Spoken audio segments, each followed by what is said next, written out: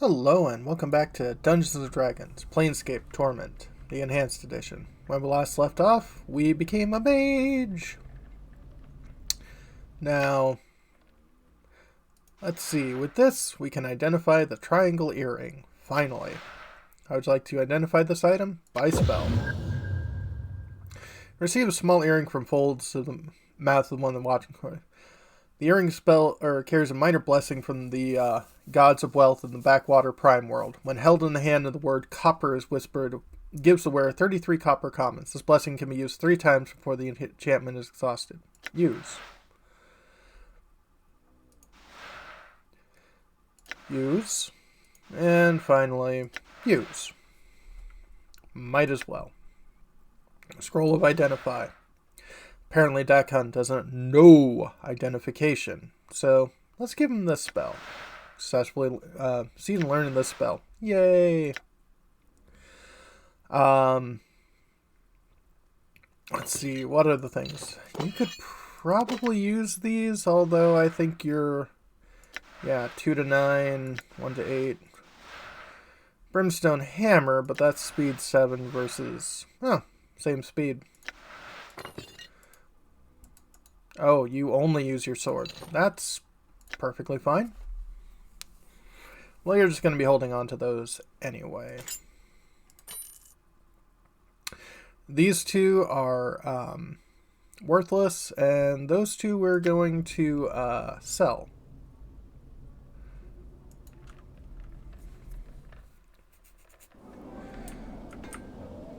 Done.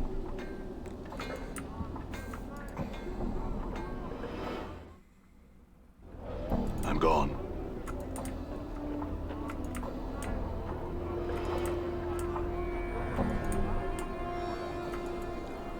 So yeah, let's Done. go and deal with all of that.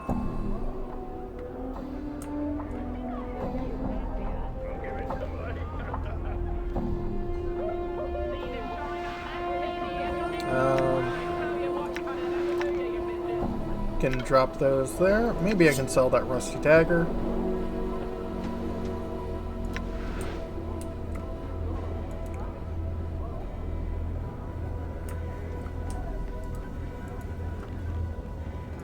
Yes, I have. Yeah, I can sell it for 1. That's fine. Stiletto, and I am done with the ruby, so yeah, that one's yours. Good to clear up some inventory space.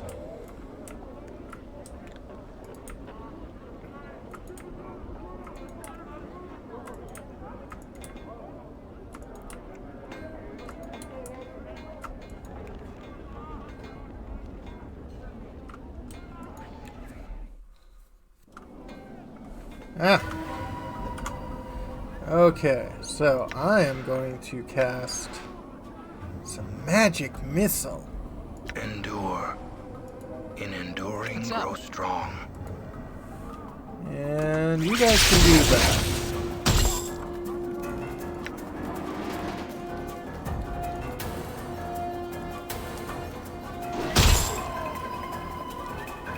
You see that?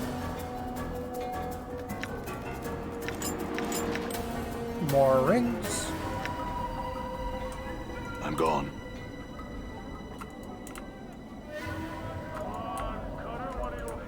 So yeah, that ain't bad at all. I'm gone. Okay, so we've completed a few quests here. Gonna pause and see what other quests we need to do. 1 sec. Actually, there's a quest that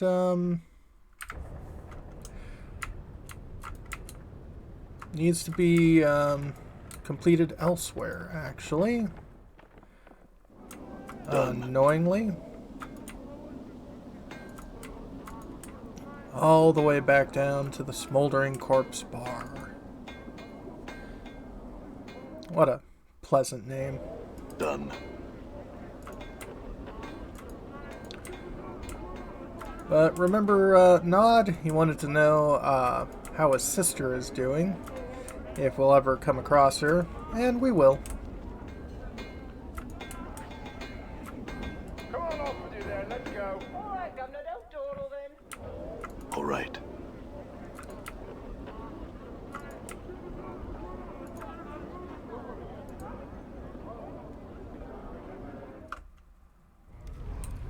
And let's see here. Drusilla, Ignis.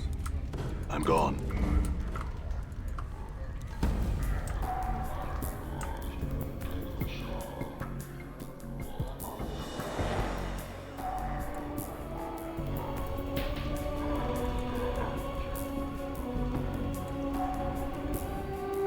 Patron.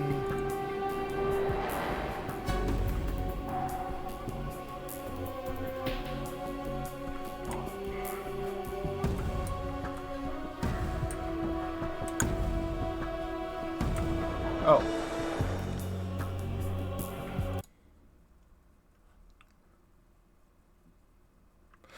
Oh, my bad. She's not in the bar. She is just in the area.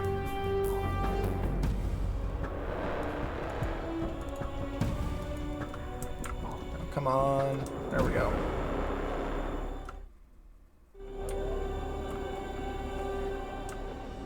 There.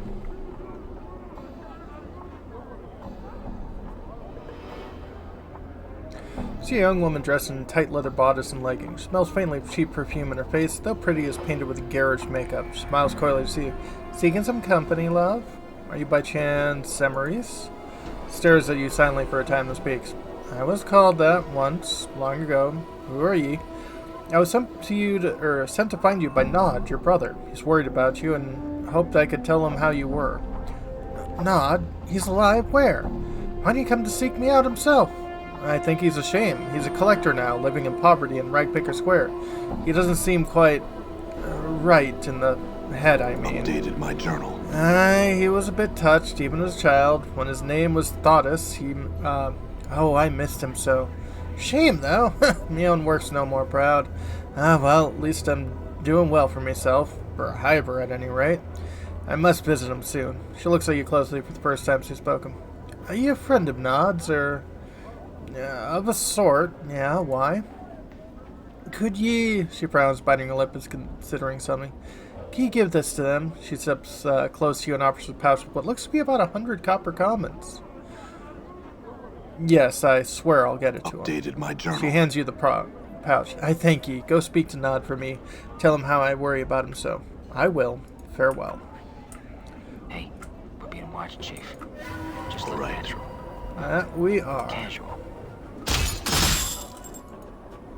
You see that?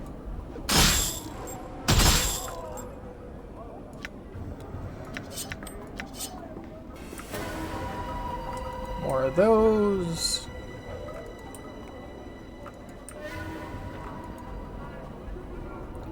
Might as well sell those as well on our way back up to Ragpicker Square.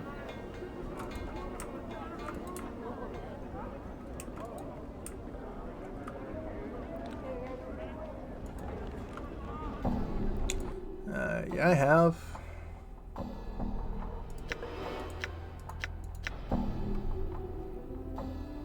I'll sell those. And I think Griscoll takes the rings. We have the best blades in town. Nope.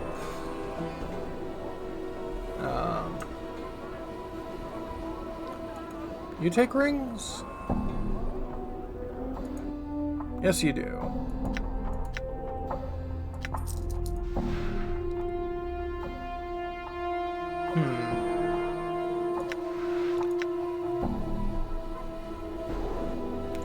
You know what, yeah, let's, Scroll of Luck. Yeah, luck is definitely one of those things which is a little hard to...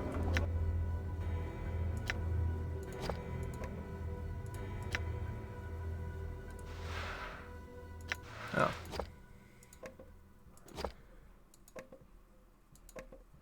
Okay, apparently that one can't stack. I cannot part with that. Absolutely fine.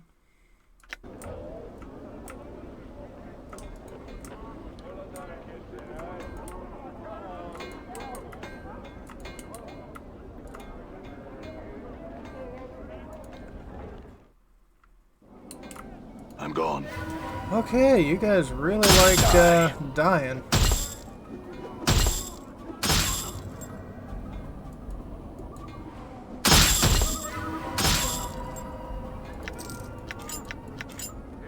I mean, I'm fine with that, considering that it's gonna raise my mage levels pretty fast. All right.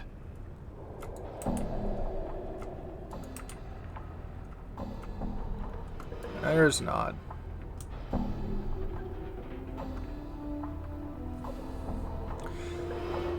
Someone come and speak to Nod. Speaks to Nod, aye? He suddenly breaks a bit of cacking coughs, nods to himself. I spoke to your sister, Anne-Marie's. You did? Nod so happy he is. How's Nod's sister? Tell him Anne-Marie's. Tell Nod, please. His excitement set us off a long series of hacking coughs. When he finally could speak again, he asked, is Nod's sister still pretty? Is she still pretty? Yes, she is. She's a prostitute now in the Hive. She's doing well, and she is worried about you. Nod's pleased to know, and pleased to know her sister's all right. He looks as if he's going to cry at a moment that swallows him. Anything more? Anything more? She said for Nod to hear. Only that she would visit you as soon as she found the time. No, we're gonna offer the money. Yes, she wanted you to have these copper commons. She will also visit you as soon as she can find the time. Updated my journal. Nod's head stops nodding abruptly. His jaws drop as you hand him 100 coins. Beneath the dirt brown hood, his eyes gleam with joy. Such wonderful news! It's good, wonderful news. Aye, Nod thanks ye and thanks ye again. Nod thanks ye and thanks ye again. Thanks 1,000 times more. Aye, glad I could help. Farewell, Nod. Gain more XP. And getting me closer to, I want to say, lawful good. But that might take a while. Let's see here. Let me take a look at what else I might need to be doing. Okay, we're going to be looking for a house around here with some ROUSs. Do we ever talk to Marrowfiend here? Smell the reek of dung and rotting meat on this man, even from afar. Though obviously weak and decrepit, his long, thin fingers and sullen eyes give him a sinister look as he scuttles through the garbage around him. The way he drools and rolls his eyes makes you wonder if he's mad. Greetings. He tries to focus on you, but his gaze wanders. His eyes are set deeply into hollow sockets, and his skin is terribly pale and diseased, covered with rashes and yellow patches that look ready to peel from his body at any moment. Stench emanating from him is terrible. As you open your mouth to speak, he licks his lips and swallows. You deader? What'd you say? You... He licks his lips again. His long, spindly fingers prick at his skin and stares at you. You deader? He glances at your left. His eyes dart back to you. Dead, hungry. He reaches out to touch you, licking his scabrous lips. This is interesting.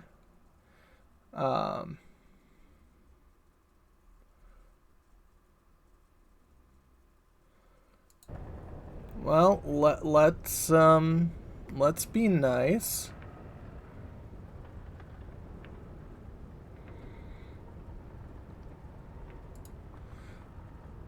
His fingers scrabble spider-like on your arms, looking for a pace to tear off. He licks his split lips again and watch the yellowish drool from them. With a raspy mouth, his fingers suddenly dig into the skin of your arm and pull a bit.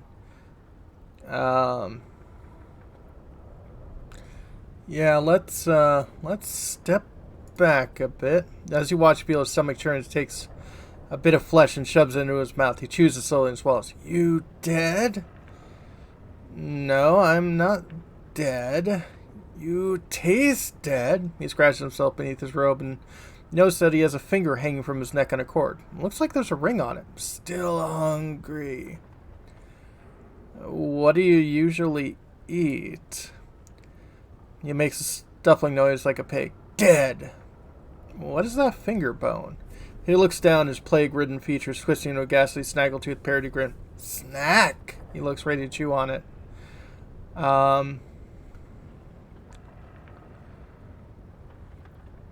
Let's see here. Well, we're gonna want some stuff here, so don't eat that. Have a bite off of me instead. I'm more fresh. Smiles and reaches for your outstretched hand.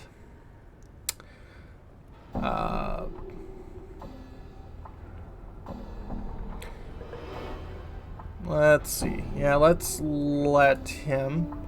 His teeth stink in the meat of your form, pull a chunk away with the single wretch of his neck. The pain is excruciating, but Maripine sits on his haunch as if nothing happened, chewing nosily at the mouth of meaty pull. Now, give me your finger. Clutches a bone to his chest, looking at you pitifully at his head. No, hungry. I'll let you have another of mine if you give me the finger bone. Nods greedily and takes the finger bone. Gained item. Alright, let's let him do this. Thanks. Farewell. That took some hit points off, but finger bone. This decayed, nearly meatless finger bone from a humanoid roughly your size, still some sort of odd ring on the finger. It's an intricate thing, sculpted with dozens of tiny ornate flanges and decorative protrusion. Oddly enough, it seems firmly rooted to the finger, with no amount of pulling or prying will budge the thing. Almost as if the ring's jagged edges have dug into the lifeless finger and refused to release it.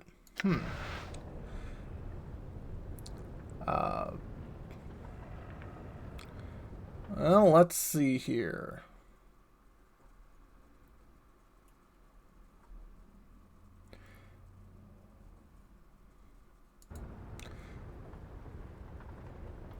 Let's try to pull the ring from the finger. Try as you might, you cannot remove the ring. It's almost as if the ring's sharp edges dug into the lifeless finger and refuse to release it. You have no odd feeling about it, however.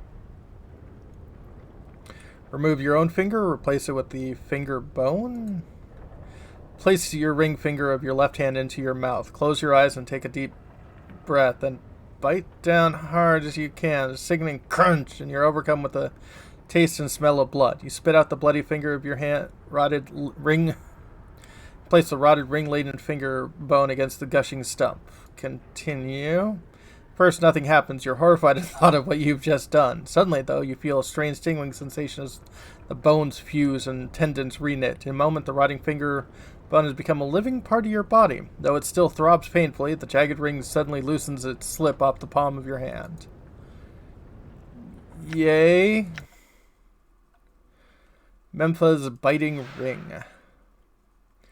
Cursed. +2 to armor class. Mempha was a mage obsessed with the possibility of having her magic lost or burgled while she was asleep or otherwise incapacitated.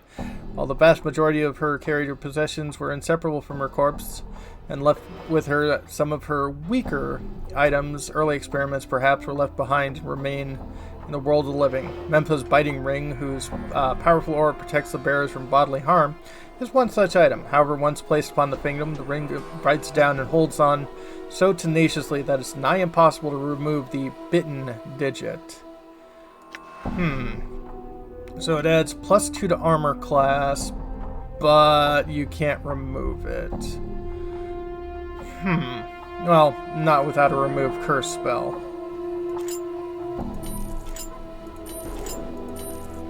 Tempting. Especially all that I've, gone through to get it. So much ouch.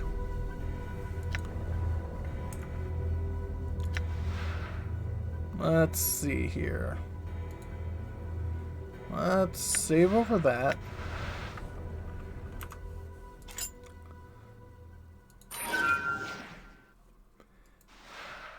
And we are cursed. Yep.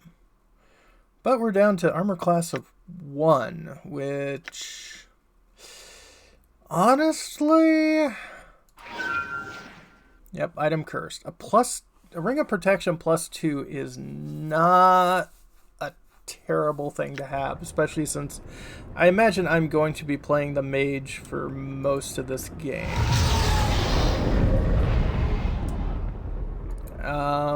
That's Swirly Portal.